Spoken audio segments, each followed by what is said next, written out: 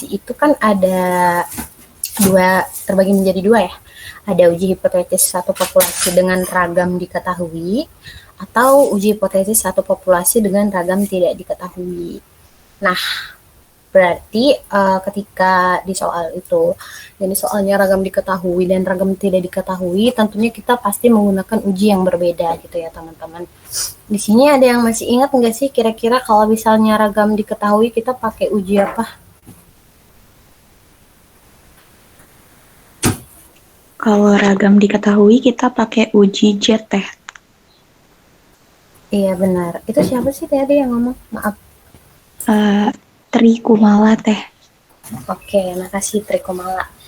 Terus kalau ragam tidak diketahui, kita pakai uji apa? Uji T. Benar, jadi kita pakai uji T untuk ragam tidak diketahui. Tapi ada ketentuan ya teman-teman. Kalau misalnya untuk uji hipotesis satu populasi ragam tidak diketahui, kita bisa menggunakan uji Z dengan ketentuan bahwa sampelnya itu lebih besar dari 30 gitu. Nanti kalau sampelnya lebih besar dari 30 itu bisa menggunakan uji Z. Oke, tapi juga bisa pakai uji T gitu. Oke, oh ya aku mau ingetin jangan lupa untuk direcord ya teman-teman nanti supaya kalian ada ada bahan buat ngerjain post testnya nanti kayak gitu. Langsung aja mungkin ya, aku izin share screen.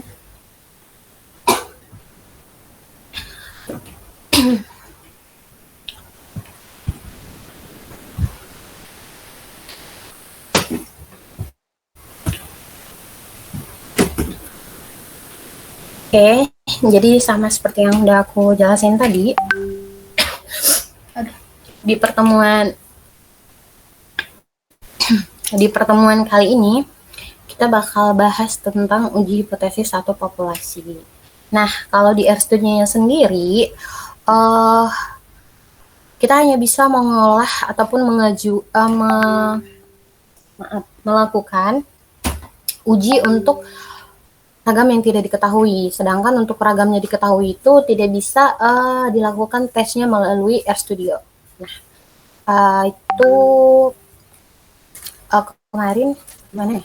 Iya, dari pastinya bilang. Jadi untuk yang kita pelajari di praktikum ini itu merupakan uji hipotesis satu populasi dengan ragam tidak diketahui. Itu yang kita bisa olah di RStudio-nya gitu. Tapi kali ini nanti aku bakal singgung sedikit lagi tentang uji hipotesis satu populasi ragam diketahui. Nanti kita belajar bareng-bareng lagi mengenai contoh soalnya, gimana ngelihat tabel T dan tabel Z-nya.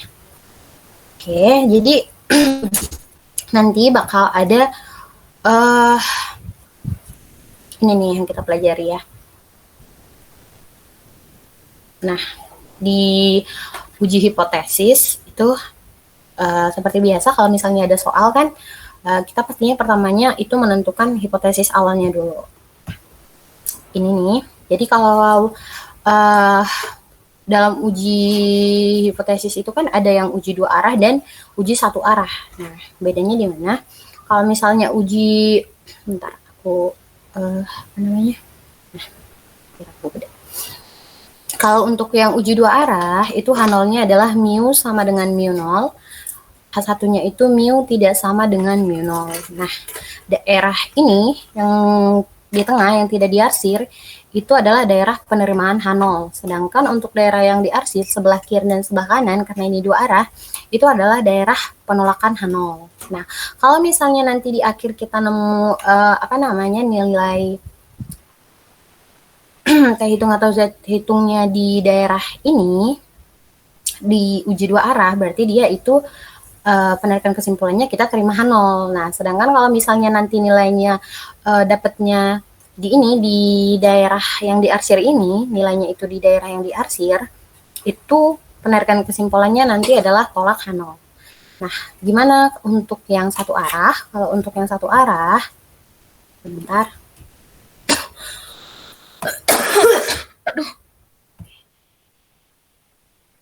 Maaf ya teman-teman. Oke, untuk yang satu arah itu ada dua kan. Nah, yang pertama itu lebih kecil atau H0-nya itu mu sama dengan mu 0, sedangkan H1-nya itu mu lebih kecil dari H0. Mu 0, maaf. Untuk yang satunya lagi itu H0 mu-nya sama dengan mu0, sedangkan H1-nya mu-nya lebih besar dari mu0. Jadi untuk yang pertama yang lebih kecil dari mu0 ini kurva loncengnya tuh kayak gini. Jadi kalau misalnya nanti T hitung atau Z hitungnya itu nilainya berada di sini, di daerah sebelah kanan, yang tidak diarsir ini, kursornya jalan nggak sih? Jalan teh. Oke. Kalau misalnya nanti nilainya dapatnya berada di sini, itu berarti kita terima 0. Sedangkan kalau misalnya nilainya nanti berada di daerah yang diarsir ini, berarti kesimpulannya tolak H0. Demikian juga sebaliknya, karena ini hipotesisnya lebih besar dari mu0, berarti sebelah kanan ya, karena lebih besar. Kalau nanti nilainya berada di daerah yang diarsir, berarti kita tolak H0, dan kalau misalnya nilainya dapatnya di daerah sebelah sini, ini yang sebelah kiri dari daerah yang diarsir, berarti kita terima H0. Kurang lebih itu ya buat mengingat kembali gitu. Walaupun sebenarnya di perkuliahan juga kalian udah belajar pastinya sama koleksi dan lebih jelasnya sama koleksi gitu ya. Oke, yang ini kurang lebih sama. Nah, ini nih. Untuk menentukan poin kritisnya itu disesuaikan dengan nilai alfa yang diketahui di soal nantinya. Oke, ini udah. Langsung aja ya, karena seperti yang udah aku jelasin sebelumnya, untuk di RStudio-nya sendiri sesuai dengan tujuan kita praktikum ini kan tentang mempelajari bagaimana pengolahan data di RStudio. Nah, jadi kita langsung aja belajar bagaimana mengolah data ataupun melakukan uji hipotesis satu populasi ragam tidak diketahui di RStudio. Oke, aku ini contoh soalnya ya teman-teman. Nanti aku bakal kirim ke kalian, tapi kalau misalnya pengen ditulis gitu boleh. Dalam pengujian diambil 10 data berat badan mahasiswa kelas D, yaitu 45, 50, dan seterusnya. Dengan taraf uji 5%. Nah, pertanyaannya, apakah cukup bukti bahwa rata-rata berat badan mahasiswa adalah 60? Nah, dari sini apa aja nih yang diketahui? Ada yang boleh bantu aku buat identifikasi apa yang diketahui di soal nggak? Boleh langsung on mic aja. Aku teh. Jadi yang diketahui di soal itu datanya N atau N-nya itu ada 10.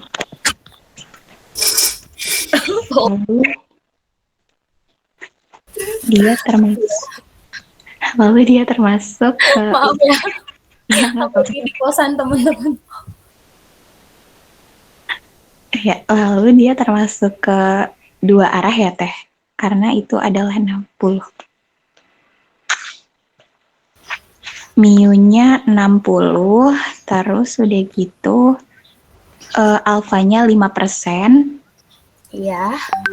Terus udah gitu kita harus cari X-bar-nya dari data yang udah dikasih. Oke. Oke, udah cukup, nggak apa-apa. Nanti kita olahnya di RStudio aja. Oke, benar teman-teman. Jadi sama seperti yang udah dijelasin Trikumala tadi ya. Makasih ya Trikumala. Nah, di sini ketahui ada alfanya 5%, terus mu0-nya itu 60. Nah, menurut teman-teman dari pertanyaan ini, kira-kira ini uji hipotesis dua arah atau satu arah? Dan kenapa kalian bilang itu, misalnya, aku milih kayaknya ini satu arah deh teh. Kenapa? Dan kalau misalnya ini dua arah, kenapa? Ada yang bisa jawab?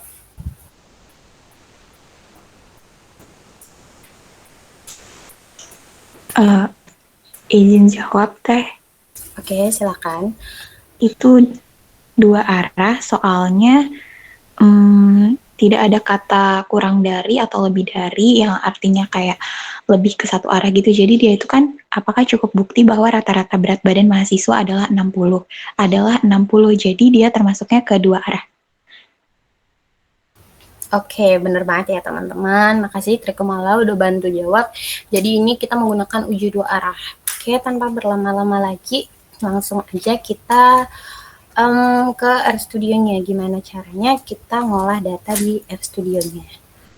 Nanti untuk mengolah data di RStudio-nya, sebelumnya kita ini dulu ya teman-teman, apa namanya?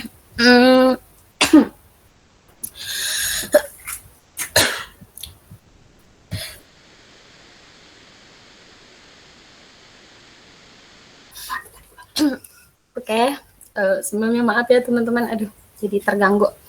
Oke, jadi sebelum kita olah datanya di RStudio, kita ubah dulu nih yang diketahui di soal kan ada datanya 10 data ya, ada 45, 50, 75, 55, 60, 60 dan seterusnya. Itu kita ubah ke dalam bentuk Excel. Nah, nanti untuk apa namanya? Untuk datanya itu sendiri filenya nanti judul sesuai sama judul yang kita pengen di Excelnya gitu, kayak biasa kayak data-data yang aku kirim ke kalian. Nanti untuk data yang ini bakal aku kirim juga bentuk Excelnya ke grup sama PPT-nya. Oke, langsung aja kita buka RStudio-nya.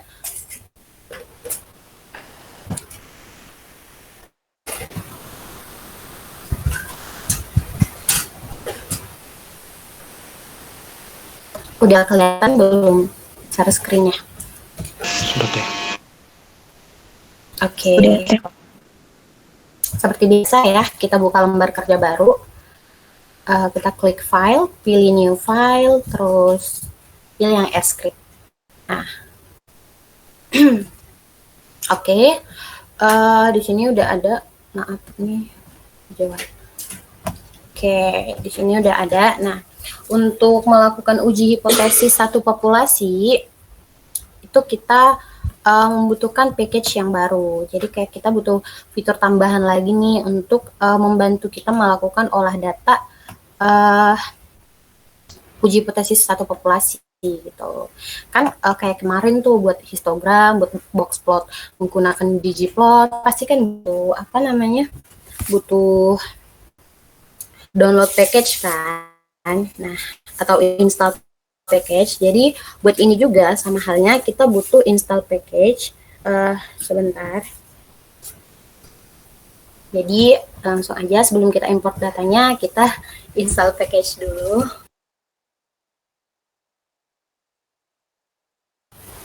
Oke, jadi cara nginstal package-nya sama aja, kita tulis sintak install. Muncul ya. Install package. Jadi pilih yang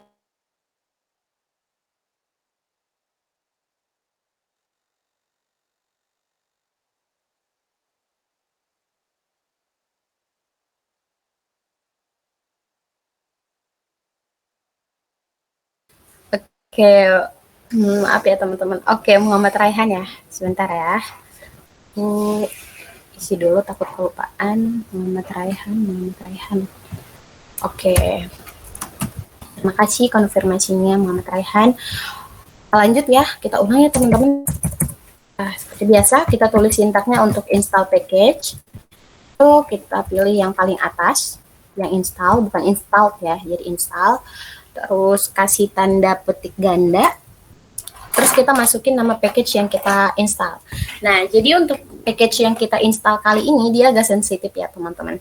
Kita harus benar-benar bisa bedain huruf besar dan huruf kecilnya. Nah, untuk nama package-nya itu T-nya pakai huruf besar, teaching demos, D-nya pakai huruf besar juga, demos. Ini nggak akan muncul otomatis karena ini kita tulis manual dan cara penulisannya harus benar supaya yang RStudio-nya bisa memproses, menginstal package yang kita mau. Kalau udah kayak gini, sintaknya udah selesai, kita pindahin kursornya ke akhir, terus kita run. Nah, di bagian konsol bakal kelihatan nih proses install package teaching demos-nya. Kayak biasa kalau ada tulisan merah, itu nggak apa-apa, karena lagi proses buat buat nge-install package-nya. Nah, kalau misalnya di bagian kotak konsolnya udah kelihatan nih tulisan successful, berarti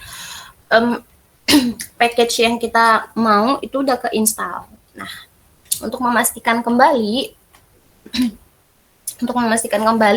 kalau package yang kita mau itu udah bisa dibaca di Excel, kita panggil lagi datanya dengan cara ketik syntax library, pilih yang paling atas nih, yang muncul otomatis, klik sekali, terus kita ketik deh nama syntax tadi yang kita udah install.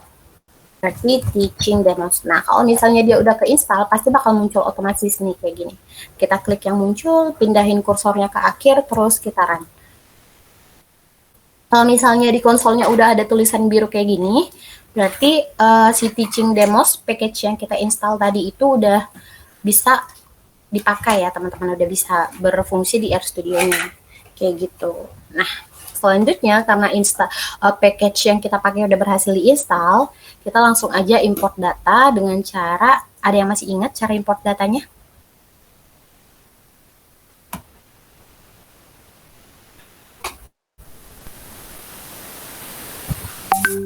Ada yang masih ingat nggak cara import datanya? Izin menjawab, Teh. Jadi kita ke import dulu.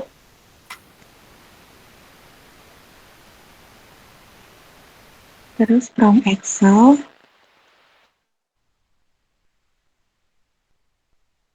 Browse.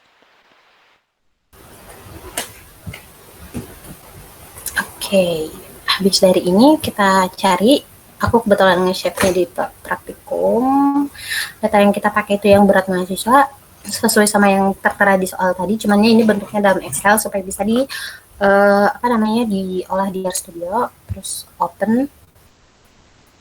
Habis itu kita tunggu di data preview-nya muncul dulu.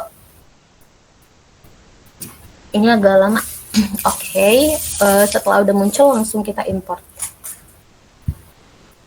Nah, di sininya udah ada nih, tinggal di environment-nya juga biasanya udah ada. Sebentar, ini terlalu sempit. Nah, ini berat. Ada berat, itu data berat ya. Berat ada 10 observasi, ada 10 data, dan satu variabel. Variabelnya itu ya ini, berat. Judul yang kita kasih di Excel-nya.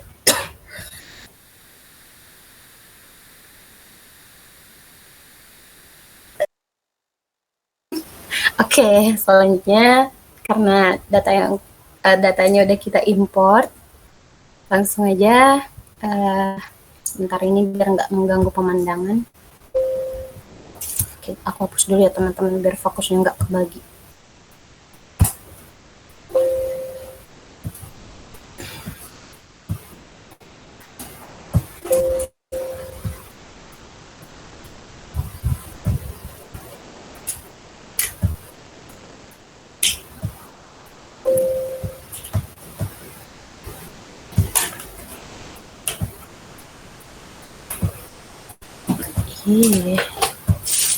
Oke, langsung aja kita lanjutin.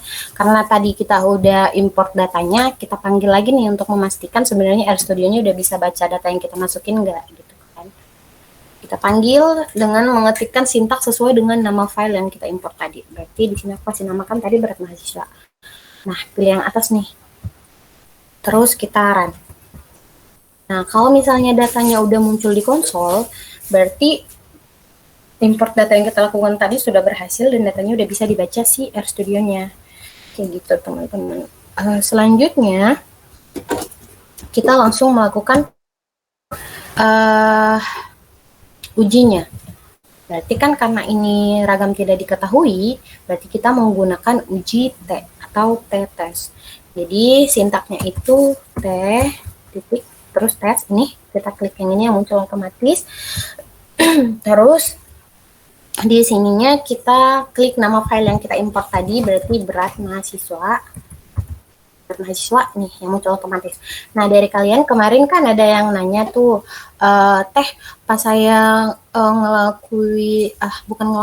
pas saya ngetik sintaks sesuai namanya ada underscore-nya. Nah, gak apa-apa teman-teman, karena ada beberapa format di RStudio-nya yang emang saat kita ngetik nama filenya itu dia pakai sintak yang menggunakan underscore, jadi nggak masalah selagi emang nama file yang kita masukin itu ya sesuai gitu sama sintak yang kita ketik. Terus klik yang muncul otomatisnya, kita tambahin simbol dolar, terus klik variabel ini karena variabelnya tadi berat.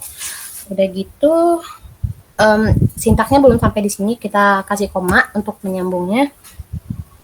Terus di sini ada MU. Jadi MU itu sama-sama apa namanya? Artinya itu sama-sama mu. Tadi di soal kan, bentar deh.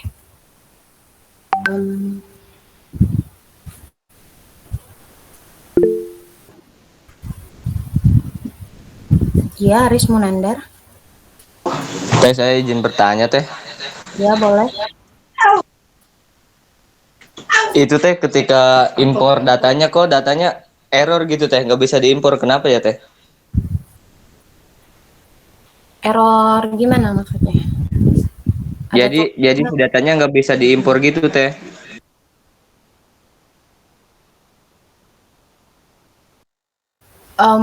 Mungkin nanti kamu boleh PC aku ya, biar nunjukin gitu, atau ke grup aja dikirim errornya di bagian mananya, terus ada tulisan apa gitu, di waktu kamu import ada kendala apa gitu. Tampilannya kayak gimana gitu. Baik, Teh. Ya, oke, siap. Nanti boleh dikirim ke grup aja, habis kita praktikum sekarang, nanti dikirim ke grup, atau mungkin boleh di PC ke aku aja, nggak apa-apa. Oke, kita lanjut ya. Tadi sampai mana? Oh ya, MU ya. Jadi MU itu sama dengan mu. Berarti kan tadi hipotesisnya gimana? Maaf, mana sih tadi? Oh ya ini.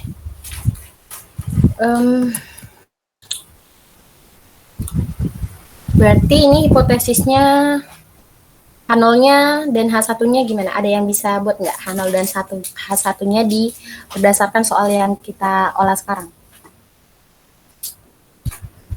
Ada yang bisa bantu? Boleh langsung on mic aja.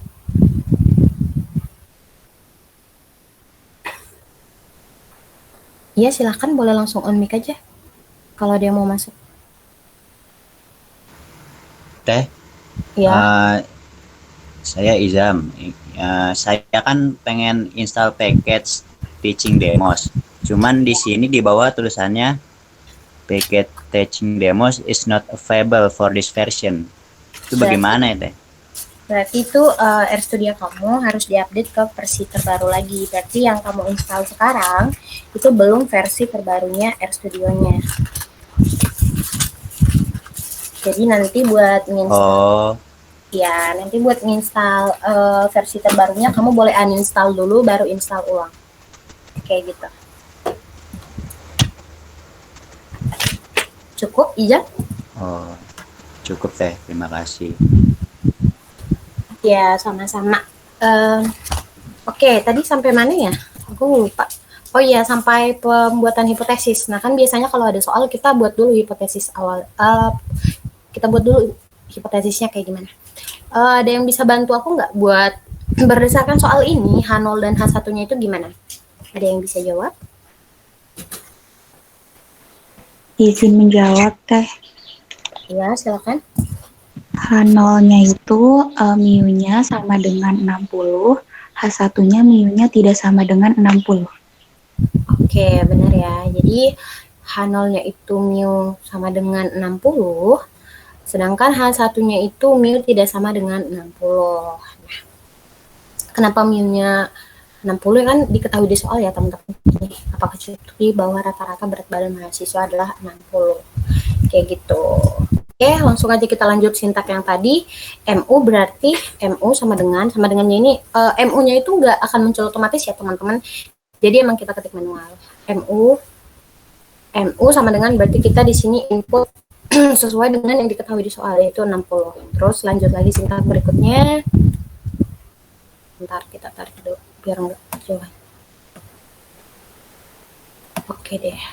Oke, terus selanjutnya kita masukin jenis ujinya. Ini kan uji dua arah ya. Berarti untuk sintaknya itu kita masukin yang namanya alternatif. Nah, pilih yang muncul otomatis ya, teman-teman. Berbeda dengan yang sebelumnya, MU-nya tadi kan diketik manual. Kalau alternatif ini muncul otomatis kayak gitu. Alternatif, terus kita kasih cek kecil, tanda kurung, nanti tanda kurungnya bakal muncul otomatis berpasangan. Terus dalam tanda kurung ini kita masukin dia satu arah atau dua arahnya. Nah, karena tadi soal kita yang ini tuh dua arah, kita ketiknya berarti yang dua arah, berarti two side. Gini. Aduh. Nah, ini diketik manual juga. Jangan lupa kasih tanda, apa sih namanya? Tanda titik. Oh maaf, ada yang ketinggalan teman-teman. Sebelum tulis two side-nya, kita kasih tanda petik ganda dulu. Baru ketik two side. Nah, biasanya itu bakal ganti warna jadi hijau. Iya, betul. Gitu ya. Terus kita sambung lagi, jangan lupa kasih tanda komanya. Sintak berikutnya itu, kita geser aja soalnya ini nggak dipakai juga. Sintak berikutnya, karena kita udah uji dua arah, nah diketahui di soal kan juga ada apa namanya alfa. Alfanya itu 5% gitu. Jadi uji hipotesis ini paling toleransi kesalahan apa atau maksud error yang tidak bisa dipastikan kebenarannya berdasarkan uji ini cuma 5% gitu. Sedangkan 95% itu udah pasti gitu kan. Artinya oke, berarti apa namanya? Sebentar, saya ngeblank.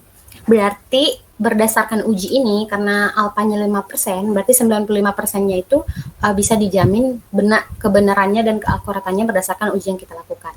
Nah, di sintaknya kita masukin tuh apa namanya? Besar kebenaran tadi.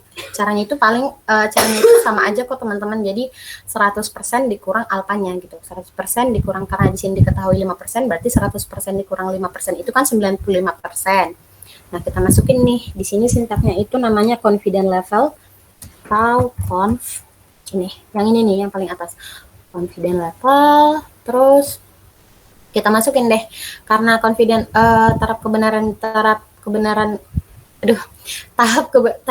kebenaran ujinya itu 100% dikurang alfa, berarti 100% dikurang 5%, berarti 95%. 95% itu kan kalau diubah ke desimal jadi berapa? Berarti jadi 0,95 kan? Kita masukin tuh di sini. Jadi di RStudionya itu kita nggak bisa masukin 95% gitu, enggak. Kita ubah ke dalam bentuk angka desimal, bilangan desimal. Maaf. Oke, kita masukin 0. Karena di sini untuk menyambung sintaknya udah pakai tanda koma, berarti sebagai ganti koma dalam bilangan kita pakai tanda titik 0,95. Nah, sintaknya sampai sini aja. Kita pindahin kursornya ke akhir, terus kita run. Udah deh. Nah, terus di sini bakal kelihatan. Bentar. Nah, ini nih tadi yang kita bahas kan. Nah, di sini di konsolnya bakal kelihatan nih teman-teman. Ternyata T hitungnya itu negatif minus 0,50233.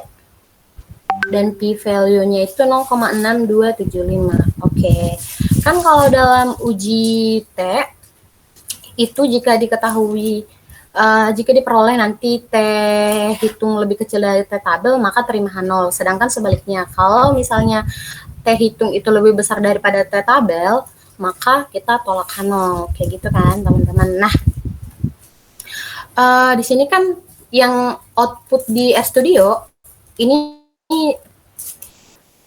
diperoleh T hitung ya teman-teman. Sedangkan kalau T tabel itu kan berdasarkan analisis kita di tabel T.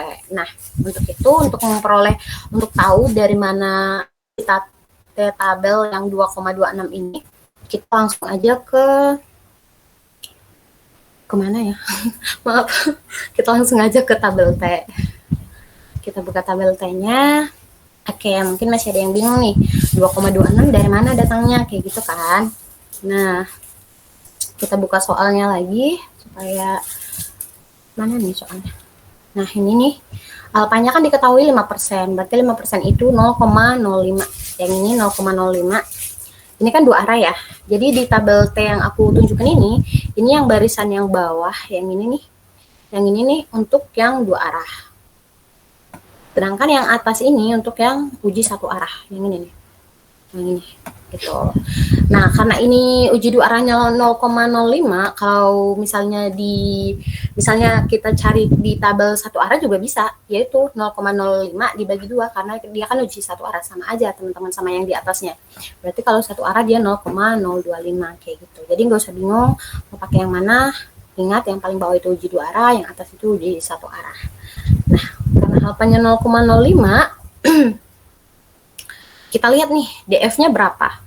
Ada yang ingat nggak dengan soal yang diketahui ini DF-nya berapa dan dari mana itu? Gitu. Misalnya ada yang bilang DF-nya 8 T. Nah, 8 ini dari ini nih, dikurang ini atau dibagi ini dikali ini gitu. Ada yang ingat nggak? Saya Teh.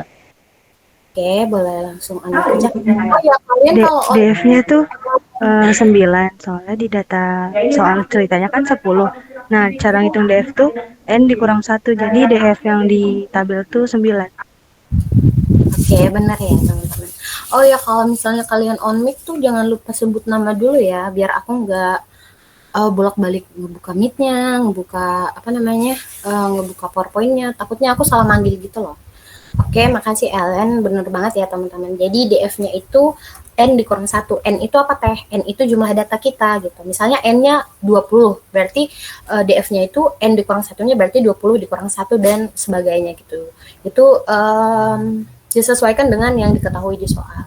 Nah, DF-nya tadi kan 9. DF-nya 9, terus alpha kita 0,05, tarik deh garisnya. Jadi kita tarik garis ini lurus ke kolom 0,05. Nah, di sini nih diketahui 2,26216. Nah, tapi di sini cuman dicantumin 2 di belakang komanya jadi 2,26. Sama aja sebenarnya mau kalian buat sampai benar-benar 5 di belakang koma juga nggak masalah karena emang nggak jauh beda signifikan perbedaannya ya. Jadi tabelnya didapatnya dari situ teman-teman. Bagi yang belum tahu gitu ya. 2, 1, kayak gitu. Nah, karena udah ada, karena udah diketahui, berarti interpretasinya kan teh hitung. Ini teh hitung, biar nggak, biar nggak salah ini. Teh hitung itu lebih kecil dari teh tabel, di mana teh hitungnya yang kita peroleh tadi di RStudio. Ini di sini, mana sih? Nah, di sini nih. Nah, ini teh hitung. Kursornya nyebelin. Ini deh pokoknya yang ini ya. Minus 0,5023. Nah, sama yang di sini.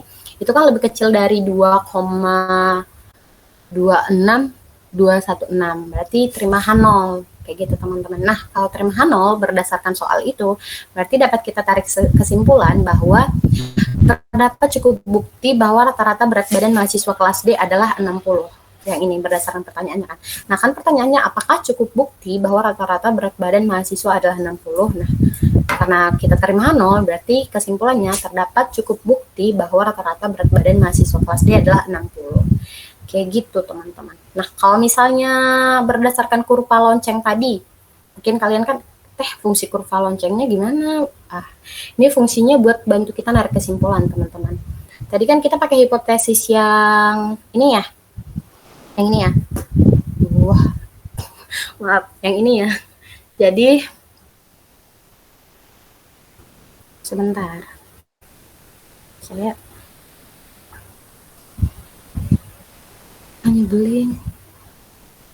Oke, jadi kan diketahui tuh kita udah dapet ya tabelnya itu 2, berapa sih tadi? Bentar ya. 2,26216 ya. Yang ini ya, teman-teman. Bentar aku ini dulu biar nggak bingung. Nah, yang ini. Nah, berarti itu kita taruh di sini di titik kritisnya. Jadi tabel itu sama dengan titik kritis. Anggap aja di sini kita bisa nggak bisa lagi nambah angka. Ya udah anggap aja ini garis yang ini nih titik kritis yang sebelah kiri, berarti karena ini sebelah kiri minus 2,6216. Nah, kalau ini sebelah kanan karena ini sumbu positif, berarti di sini 2,26216. Nah, sedangkan yang kita peroleh di RStudio, tadi tabelnya itu kan minus 0,5023. Nah, minus 0,5023 itu kan berada di sini. Kan itu lebih besar daripada minus 2 kan? Kan minus 2 sebelah sini, berarti makin ke sini kan makin kecil kan? Berarti minus 0,5023 kan kira-kira berada di sini lah, sekitar di sini kan. Nah, kalau di sini berdasarkan yang udah jelasin tadi, berarti dia merupakan daerah penerimaan H0 gitu. Jadi sekiranya kalau teman-teman lupa gitu ya, kalau terhitung besar dari tabel atau sebagainya, kalian bisa pakai bantuan si kurva ini dengan cara yang aku bilang tadi. Jadi titik kritisnya itu adalah T-tabel. Jadi titik kritisnya itu walaupun kita nanti dapatnya T-tabelnya misalnya 2 gitu ya. Jangan lupa kalau dia 2 arah, di sini titik kritisnya 2, berarti sebelah kirinya karena ini sumbu negatif, kita jadinya titik kritis sebelah kirinya itu negatif 2 kayak gitu. Kayak gitu teman-teman, karena minus 0,5 itu berada di sini, berarti dia berada di daerah penerimaan H0. Kayak gitu deh, udah sampai di penarikan kesimpulan, berarti udah selesai. Kurang lebih kayak gitu cara melakukan uji T di RStudio. Gitu, udah selesai. Jadi yang ini cuman sedikit ya teman-teman. Ada yang mau bertanya mungkin? Boleh, silakan. Sebelum kita menyinggung sedikit lagi tentang ragam yang diketahui. Ini siapa yang ada yang mau nanya, langsung on mic aja ya. Tapi jangan lupa nyebutin namanya. Biar aku tahu gitu. Jangan salah panggil ntar. Boleh langsung on mic ya. Aduh, pensilnya mana sih tadi?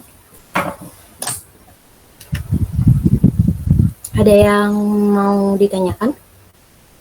Boleh tentang RStudio yang ini, boleh juga tentang misalnya cara ngelihat tabelnya tadi yang masih kurang jelas atau yang mana, boleh. Silakan on mic aja ya teman-teman.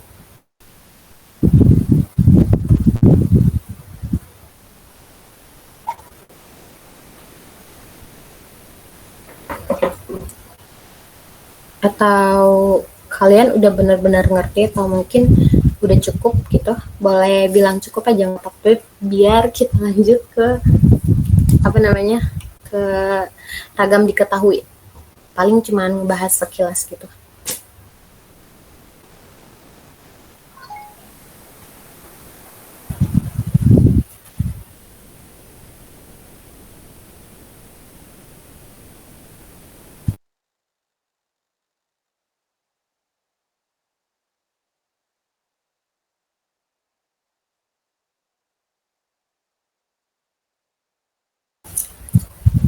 Oke, Baron. Oke, ya boleh. Mungkin sembari menunggu teman-teman mencari hal yang mungkin belum kepikiran nih buat nanya gitu, kita lanjut aja ke uji hipotesis pada populasi ragam diketahui.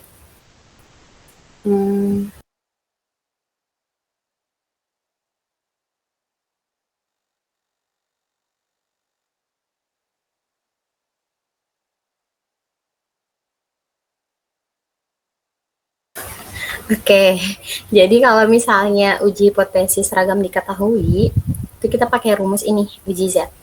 Z sama dengan X bar dikurang mu 0 per sigma atau ragam dibagi akar N gitu. Mungkin ini teman-teman juga udah belajar sama koleksi ya, jadi kita cuman kayak sekilas gitu biar ingat lagi aja. Tapi sekali lagi aku ingetin kalau misalnya untuk yang ragam diketahui itu tuh nggak bisa diolah di RStudio teman-teman. Oke, kita pilih soal yang mana ya? Iya, Izam silakan. Teh mau nanya, kalau RStudio yang baru itu yang dipromosikan bukan? Maksudnya dipromosikan gimana? Yang paling atas gitu. Maksudnya yang kan ada yang pertama itu disuruh download R-nya, terus yang kedua disuruh download RStudio-nya.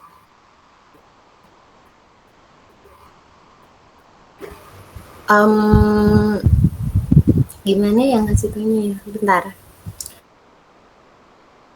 Biasanya kalau misalnya kita uninstall terus menginstal RStudio-nya itu installnya kayak biasa aja, kayak install RStudio kayak biasa.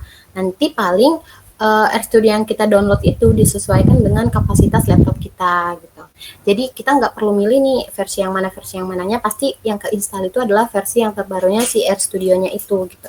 Jadi kamu install kayak biasa aja. Mungkin kemarin waktu kamu install sebelumnya itu kayak versi terbarunya belum keluar di laptop kamu gitu. Mungkin kamu boleh coba ulang aja. Installnya biasa aja sih, kayak biasa.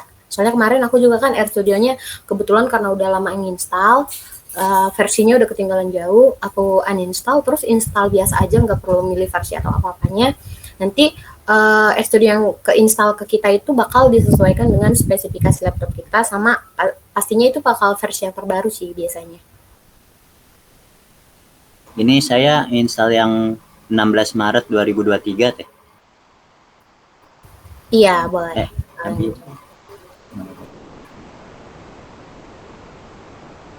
Oke, Izam, mungkin nanti kalau misalnya ada kendala lagi boleh dikabarin lagi.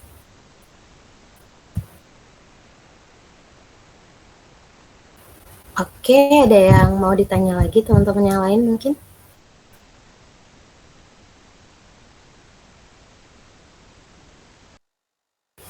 Oke, mungkin belum kepikiran mau nanya apa, kita lanjut aja ke contoh soalnya langsung ya. Jadi kita belajar ke contoh soalnya langsung biar lebih gampang ngertinya. Nah, ini tuh buat uji hipotesis satu populasi ragam diketahui. Nah, di sini soalnya ada sebuah perusahaan memproduksi lampu listrik yang umumnya menghampiri sebaran normal dengan nilai tengah 800 jam dan simpangan bakunya itu 40 jam. Ujilah hipotesis bahwa mu sama dengan 800 jam, lawan alternatifnya yaitu mu tidak sama dengan 800 jam. Bila suatu contoh acak 30 lampu menghasilkan umur rata-rata 788 jam, maka gunakanlah taraf nyatanya itu 0,04 gitu. Berarti karena taraf nyatanya 0,04 itu sama dengan 4% ya teman-teman. Nah, dari sini kira-kira ini uji satu arah atau dua arah?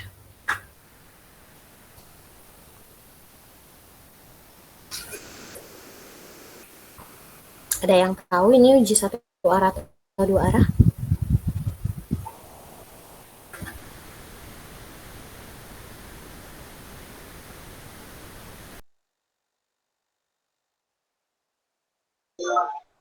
Dua.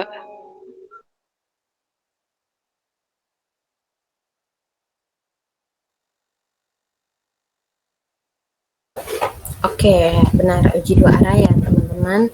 Karena kan di sini tertera nih, kelihatan banget nih mu sama dengan 800 dan mu tidak sama dengan 800. Berarti itu kelihatan tuh kalau itu uji dua arah kayak gitu ya. Nah, langsung aja kita buat angka pertama itu kita buat hipotesisnya dulu.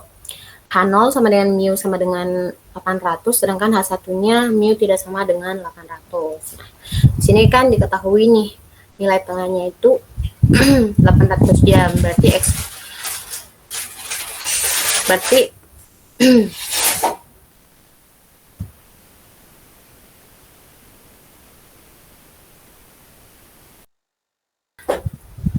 berarti maaf ya teman-teman. Berarti mu nolnya itu kan 800 ya, nilai tengahnya 800. Terus X bar atau X rata-ratanya itu 788. Sedangkan ini tadi apa? Oh, ragamnya itu 40. Ragam atau simpangan baku. Tapi ini apa namanya? Nama simbolnya itu biasanya dibilangnya sigma. 40 terus AKN berarti N-nya itu kan ada berapa tadi? Contoh acak 30, berarti N-nya 30. Langsung aja kita masukin data-datanya.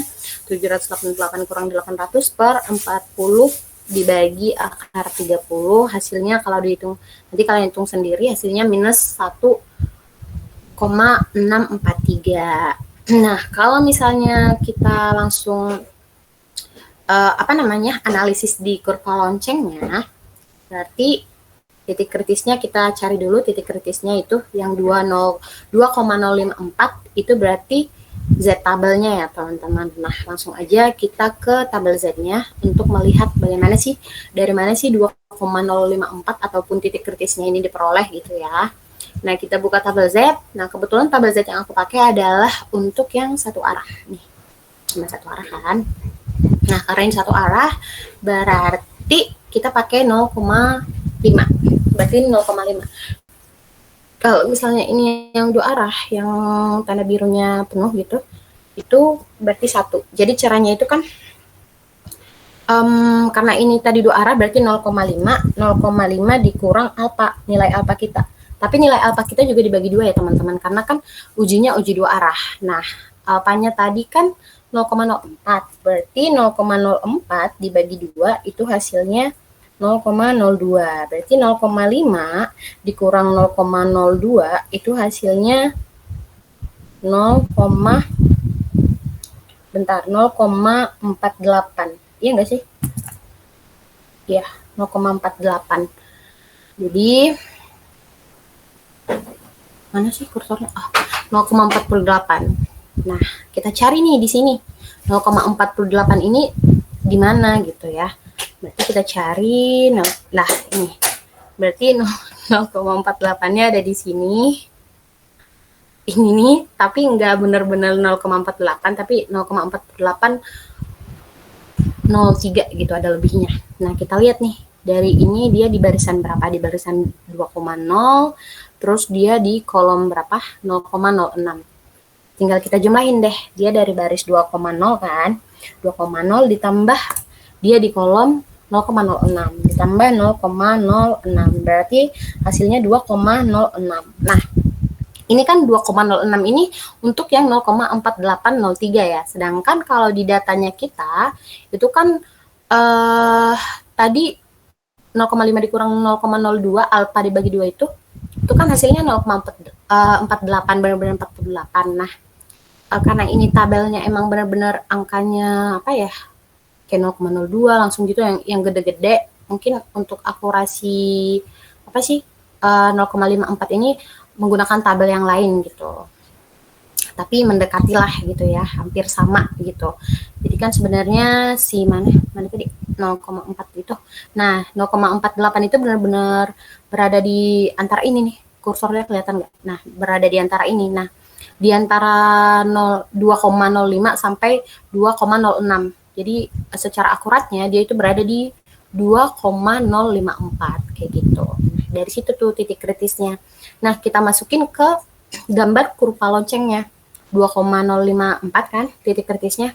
Nah, karena ini dua arah, berarti titik kritisnya ada di dua tempat juga, di dua arah juga, yaitu di sebelah kanan, di di sumbu positif, itu ada 2,054, dan sebelah kiri minus 2,054. Nah, sedangkan tadi berdasarkan Z hitung yang kita dapat itu kan minus 1,643. Minus 1,643 itu kan adanya di sini, di daerah sini ya. Karena itu kan bilangnya lebih besar daripada minus 2,054. Kan kalau prinsipnya bilangan yang negatif itu semakin kecil bilangannya semakin besar kan. Karena dia semakin mendekati ke 0 gitu. Berbeda dengan bilangan positif. Kalau semakin besar bilangannya berarti dia lebih besar. Nah, kalau di bilangan negatif kan semakin besar angkanya itu berarti dia semakin kecil sebenarnya nilainya gitu.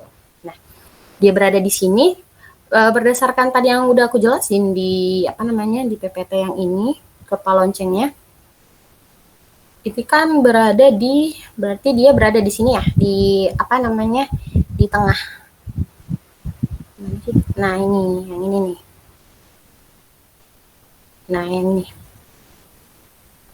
Aduh.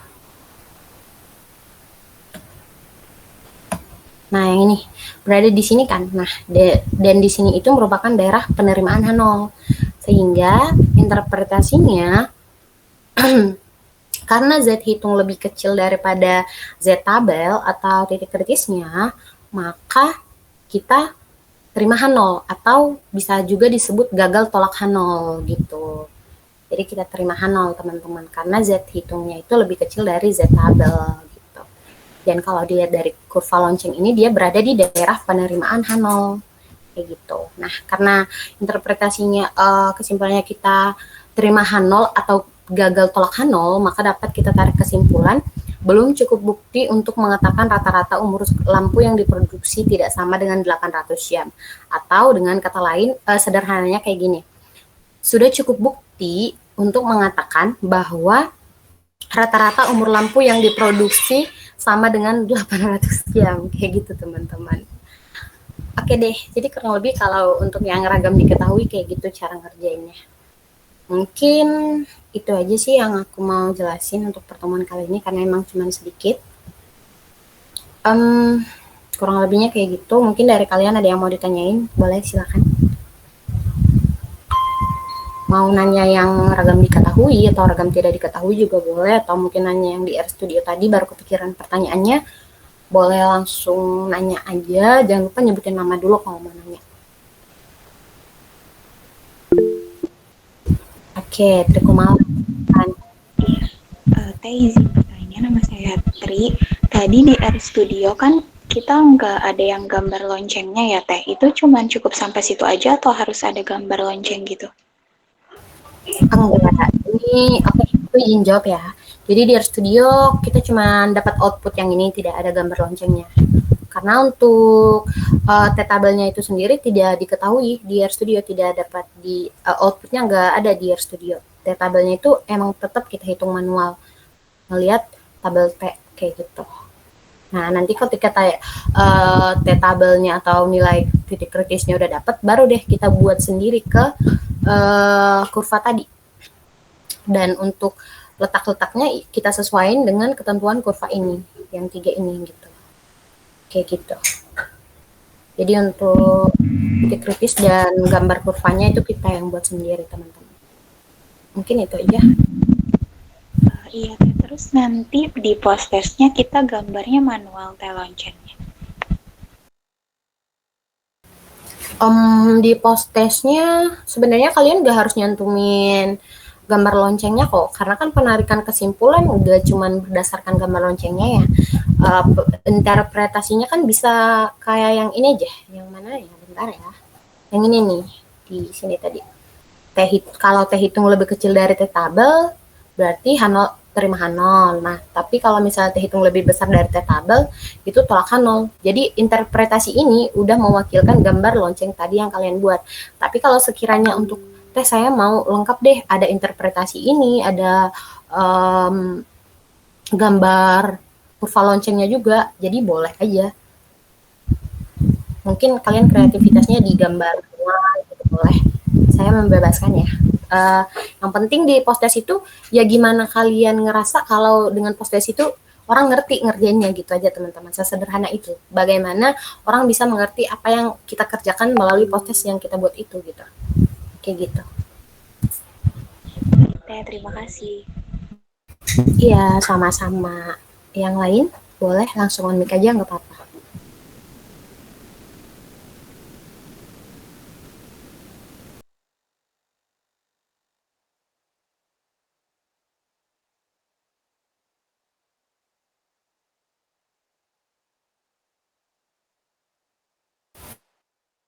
Ada lagi yang mau ditanya yang lain?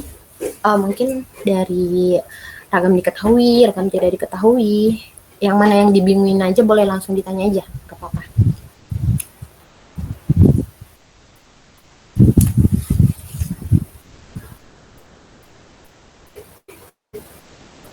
Oke, mungkin kalian belum nemu pertanyaan. Sembari menunggu kalian menemukan pertanyaan, aku mau absen ulang nih. Tadi teman-teman yang di awal belum absen.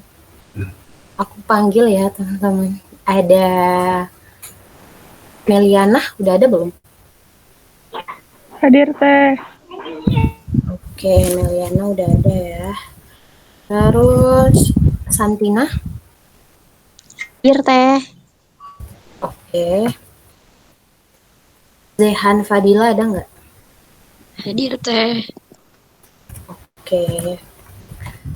Davin Marestu? Davin? Davin nggak ada sinyal Teh, tadi dia bilang. Oke. Terus Muhammad Faiz Akbar. Muhammad Faiz. Oke. Selanjutnya ada Kalisa. Kalisa udah ada ya? Hadir Teh. Oke. Oke, mungkin itu aja. Paling yang nggak hadir ada Muhammad Faiz. Nanti aku tunggu konfirmasinya. Mungkin kalian ada teman dekatnya atau mungkin yang lagi sama dia. Tunggu konfirmasinya H+1 jam praktikum selesai ya. Nanti entah mungkin dia ada hal urgent yang emang nggak bisa ditinggalin atau gimana. Boleh konfirmasi ke aku, boleh PC ke PJ kelasnya, atau boleh langsung PC ke aku aja nggak apa-apa. Atau mungkin di grup juga nggak apa-apa. Yang penting ada konfirmasi gitu. Dia kemananya. Oke, Baron. Jadi ada pertanyaan lagi nggak dari teman-teman? Kalau sekiranya ada yang mau ditanya atau kurang jelas, boleh langsung unmute aja teman-teman. Mungkin nanti biar bingungnya nggak keterusan gitu. Selagi ada emang kesempatan buat tanya, silahkan ditanya.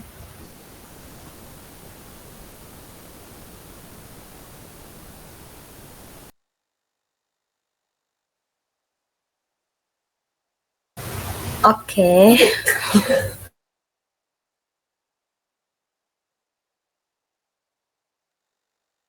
Oke, karena mungkin kalian belum ada pertanyaan lagi. Oh iya, post-testnya udah dikumpulin ya, kelas B ya. Nanti, oke, mungkin kalau misalnya dari kalian ada yang nge-PC aku nggak ingat itu dari kelas B atau kelas C ya. Yang penting siapapun itu yang nge-PC teh, saya telat ngumpulin atau apa gitu, atau apa, dikumpulin aja buat penguploadannya aku bebasin sampai apa ya, mungkin telat sehari 2 hari itu balik lagi ke kalian. Yang penting di-upload, dikerjain, nggak apa-apa terlambat daripada enggak sama sekali. Itu bener-bener yang penting kalian ada inisiatif gitu. Masalah telat atau enggaknya kan ya yang penting kalian ngerjain gitu. Tuh ya teman-teman, mungkin kalian juga ada kendala di laptop atau apa. Dan aku juga mau ngasih tahu kalau misalnya di laptop mungkin teman-teman ada yang punya laptop yang mungkin spesifikasinya nggak cocok untuk download RStudio atau bermasalah RStudionya, nggak apa-apa, kalian mau ngerjain bareng, aku bebasin. Yang penting kalian sama-sama ngerti dan yang pastiin data yang kalian pakai tuh beda. Jadi SS-nya bukan sekali SS untuk 4 orang yang ngerjain bareng, enggak. Jadi kalau misalnya kalian ngerjain barengnya bertiga, nanti hasil SS-nya adalah 3 SS-an yang berbeda gitu, karena data yang dipakai itu pastinya harus beda kan, sesuai sama ketentuan post-test aku. Jadi aku nggak membatasi kalian untuk mengerjakan harus kerjaan sendiri dan di laptop sendiri, enggak. Mau itu laptop paman, bibi, keluarga, sepupu, temen, bebas. Yang penting untuk post-testnya kalian emang benar-benar ngerjain sendiri, terus ngerti gimana langkah-langkahnya dan sesuai sama kriteria post-test yang aku bilang gitu teman-teman. Mungkin itu aja sih buat post-test nanti. Post-test yang ini, materi sekarang, itu nanti sama seperti post-test sebelumnya. Nanti kalian harus buat soal sendiri tentang uji hipotesis satu populasi, baik itu yang satu arah ataupun 2 arah, terserah kalian pilih yang mana. Paling nanti perbedaannya di sini ya. Sebentar aku ingetin lagi nanti juga ya, siapa tahu kalian lupa. Paling nanti paling bedanya itu di sini ya teman-teman. Kalau misalnya kalian pakai contoh soal yang apa namanya yang uji satu arah, ini diubah jadi one side gitu. Ini itu doang bedanya. Ini ya. Untuk belakangnya ya disesuaikan confidence level ini, jangan lupa 100% dikurang alfa itulah nilai confidence levelnya, tapi diubah ke bentuk desimal. Nah, bilangannya pakai tanda titik juga. Terus MU itu mu, yang logo bukan logo, simbol mu lah pokoknya. Kalian udah familiar juga kan sama simbol mu. Nah, yang diketahui di soal mu-nya berapa, kalian masukin nilainya menyesuaikan dengan contoh soal yang kalian buat. Itu aja sih bedanya. Kurang lebihnya sama. Nah, nanti di post test ini juga sama, kalian buat tutorialnya, gimana langkah pengerjaannya di RStudio, dan jangan lupa untuk membuat hipotesisnya apa, interpretasinya apa, penarikan kesimpulannya apa gitu. Jadi kalian harus nyari kayak tabelnya di tabel Z. Mengenai cara penarikan cara membaca tabel itu nggak usah kalian cantumin di post-testnya karena aku yakin kalian udah bener-bener ngerti. Paling pastiin juga bahwa Z tabel yang kalian buat itu udah bener gitu. Mungkin kurang lebihnya kayak gitu aja teman-teman buat podcastnya. Dan pastinya podcast kali ini lebih singkat dan lebih pengerjaannya lebih cepat lah dibanding podcast yang kemarin. Karena emang materi awal itu cukup kompleks karena package-nya juga yang di-download banyak, materinya sekali 3 gitu ya. Dan screenshot-nya pasti bakal melimpah banget gitu, ada 3 materi gitu ya. Nah, kalau buat ini mah cukup singkat menurut aku ya. Jadi tidak sekompleks yang kemarin, dan untuk deadline-nya sama dengan yang kemarin. Deadline-nya itu H-1 sebelum kita praktikum gitu. Berarti nanti Jumat depan di jam 12 malam deadline-nya kayak gitu. Kalau proses sebelumnya belum ada yang belum ngumpulin, silahkan dikumpulkan saja. Mungkin itu aja yang aku sampaikan. Ada pertanyaan nggak teman-teman terkait yang aku sampaikan tadi? Baik itu post-test dan lain sebagainya. Oh iya, Teh izin bertanya kembali. Yang confident level ya Teh, itu kan tadi kan selang kepercayaannya 5% ya Teh. Itu nanti jadinya 100%-nya dikurangi 5%, jadi yang dipakai 95. Iya, betul. Baik, terima kasih. Iya, jadi gitu ya teman-teman. Mana sih confident level? Ya, yang ini. Jadi nanti ini nggak melulu 0,95. Dia ini nilainya nggak konstan ya teman-teman. Jadi ini berubah sesuai dengan apa yang diketahui di soal. Nah, kalau misalnya di soal alfanya 0,7, berarti confident levelnya berapa? Maaf, 7% maksudnya. 0,93. Iya, betul. Jadi kayak gitu ya teman-teman, gampang kok ngitungnya. Yang penting ingat ini datangnya dari mana gitu ya.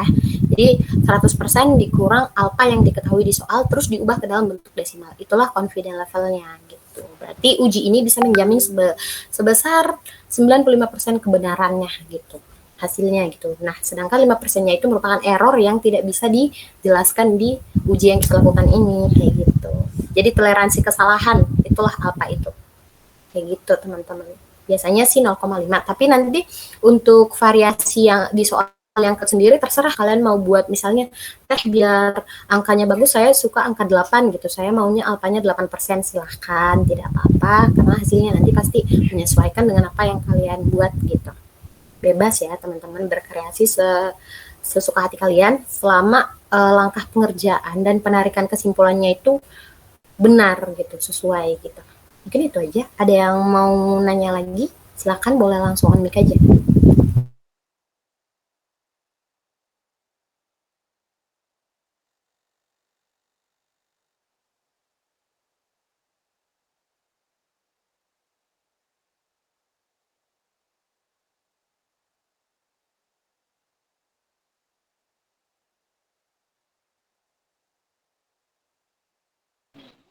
Cukup Teh.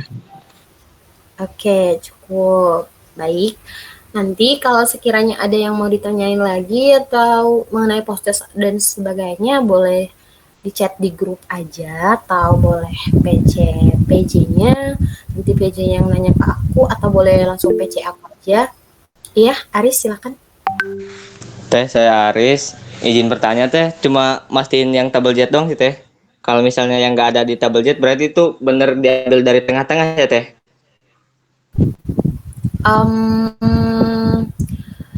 Kalau itu biasanya menggunakan tabel Z yang rasionya lebih kompleks gitu. Tapi aku saranin ya untuk praktikum ini, bentar aku share screen aja kali ya.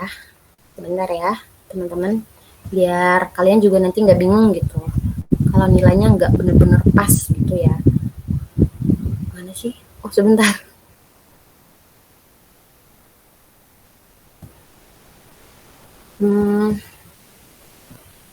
Sebentar ya. Susah banget sih ini.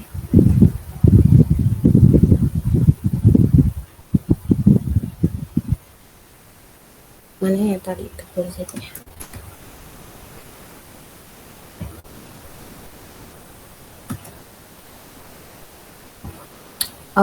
tabel Z ini ya, yang tadi kan 0,54 gitu ya, berarti di tengah-tengah dari yang ini. Sebenarnya nggak melulu di tengah-tengah sih teman-teman, itu disesuaikan dengan ada tabel Z yang lebih apa ya, lebih lengkap gitu loh. Jadi ini dari 0,04, 0,41, 42, 4 sampai 49 tuh ada gitu. Cuman kebetulan tabel Z yang biasa aku pakai dan yang dikirim Pak Weksi juga pakai yang ini kan. Kalian juga pakai yang ini kan kalau sama Pak Weksi tuh? Iya teh, pakai yang itu teh. Nah, jadi kalau misalnya nanti nih, kita ambil contoh yang sederhananya aja, yang misalnya ada 0,2 aja, 0,02 kan, berarti di sini kan harusnya dia di antara ini. Karena kan ini udah 239, berarti udah lebih. Di sini masih 0,19, berarti belum nyampe gitu. Kalau misalnya ini, kalian milih yang paling mendekati aja, berarti milihnya yang ini. Yang penting yang lebih, nggak boleh kurang gitu, ngerti nggak sih? Bukan yang nggak boleh sih, lebih baik lebih gitu. Jadi kan misalnya diketahui itu 0,02 gitu ya setelah alfa dibagi 2, kalau misalnya dia dua arah atau misalnya nilai alfanya langsung 0,02 gitu kan misalnya. Itu boleh pakai yang ini aja ya, yang lebih besar. Maksudnya misalnya 0,2, kalian pakai 0,0239, jangan pakai yang 0,19 gitu. Jadi better pakai yang ini, berarti kalian hasilnya nanti 0,06 bukan 0,05 gitu. Digenapin aja, paling juga apa ya namanya, bedanya dikit, jadi nggak terlalu ngaruh ke penarikan kesimpulannya nanti gitu. Mungkin gitu sih. Oke baik teh. Soalnya kalau yang Bu Devi tuh katanya mending yang kurang ya teh, jangan yang lebih. Makanya saya bingung teh. Oh iya, mending yang kurang atau mending yang lebih. Oh mungkin nanti aku boleh ini lagi, aku pelajarin lagi gimana-gimananya. Tapi sejauh ini aku biasanya pakai yang lebih. Tapi kalau misalnya emang Bu Devi-nya udah ngajarin kalian kayak gitu, pastinya Bu Devi kan lebih mempunyai wawasan yang lebih ya dalam hal ini gitu selaku dosen dibanding aku yang maksudnya aku juga masih belajar dari dosen gitu. Jadi kayaknya better ngikutin yang diajar sama Bu Devi aja, aku bebasin kalian dan nggak usah takut, aku nggak bakal nyalahin itu karena mungkin aku bakal belajar lagi nih, jadi better yang mana gitu. Tapi sejauh ini kalau misalnya Bu Devi-nya ngajarin mending yang kurang nggak apa-apa, mending berarti kita pakai yang kurangnya aja kayak gitu. Boleh pakai yang itu aja. Soalnya apa ya, pokoknya lebih akurasinya mungkin kejelasan dari Bu Devi itu lebih apa ya, lebih pasti, lebih benar lah dibanding pengetahuan saya gitu. Gitu Aris. Oke baik, terima kasih teh. Ya, oke. Gitu ya teman-teman, kalau mau pakai yang ini juga boleh, mau pakai yang ini juga boleh. Karena ini tabelnya memang benar-benar nggak ini kan, nggak ada angka yang pas gitu. Itu cuma beberapa angka doang yang pas kayak gitu deh.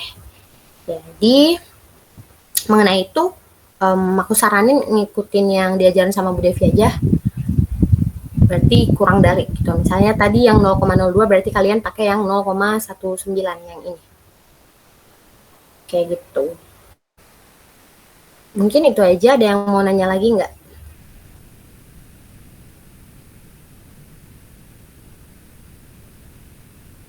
Cukup teh. Oke, karena dirasa sudah cukup dan aku juga ngerasa udah cukup ya. Nanti kalau misalnya ada pertanyaan boleh di-share ke grup aja. Mungkin kurang lebihnya kayak gitu ya teman-teman buat praktikum hari ini. Silahkan boleh dicicil post-testnya dari sekarang. Dipelajarin lagi nanti gimana cara ngolahnya di RStudionya masing-masing kalian. Dan kalau ada kendala itu boleh di-share ke grup aja biar teman-teman yang lain yang punya kendala yang sama itu bisa menemukan jawaban gitu. Misalnya yang punya kendala ada 4 orang, karena kalian ngirimnya ke grup, aku jawab untuk 1 orang kan ke 4 orangnya bisa terjawab juga kayak gitu. Soalnya kalau misalnya kalian nge-PC kan apa ya, tidak efektif gitu ya. Maksudnya takutnya misalnya Ellen ngechat aku nih di jam 10, ternyata aku jam 11 ada kelas, mungkin di jam 10 aku bisa balas chat Ellen, sedangkan misalnya Detia ngechat aku di jam 11 gitu kan. Nah sedangkan di jam 11 itu aku sibuk, jadi ntar ada yang kejawab, ada yang lama dapat balasan kayak gitu. Tapi kalau emang bener-bener saya bener-bener introvert teh, gak enak ngechat di grup, ya silahkan gak apa-apa di PC. Tapi aku juga mohon pemakluman dari teman-teman karena pastinya kita punya kesibukan masing-masing, ada perkuliahan, praktikum dan lain sebagainya yang tidak dapat dipungkiri. Pasti beberapa part kalian bakal kayak terabaikan gitu pertanyaannya yang nge-PC ke aku minta maaf. Mungkin kurang lebihnya kayak gitu aja teman-teman. Terima kasih sudah meluangkan waktu weekendnya ya, yang harusnya kalian libur, mungkin ada yang harusnya main gitu, harus kesita waktunya buat praktikum kali ini. Terima kasih dan mohon maaf jika selama praktikum ini mungkin ada beberapa kendala seperti batuk lah, pilek dan lain sebagainya. Mohon maaf karena mungkin terlihat tidak sopan ya teman-teman. Tapi apa ya, mohon dimaklumkan karena keadaan ya. Terus kalau misalnya ada perkataan yang salah, mungkin yang kurang berkenan, aku juga minta maaf. Kurang lebihnya kayak gitu aja. Selamat siang dan terima kasih kelas B. Nanti jangan lupa dikerjain tugasnya. Semangat teman-teman. Terima kasih Terima kasih Teh. Teh. Semoga cepat sembuh Teh. Semangat Teh. Semangat Teh. Oke, aku izin live ya teman-teman.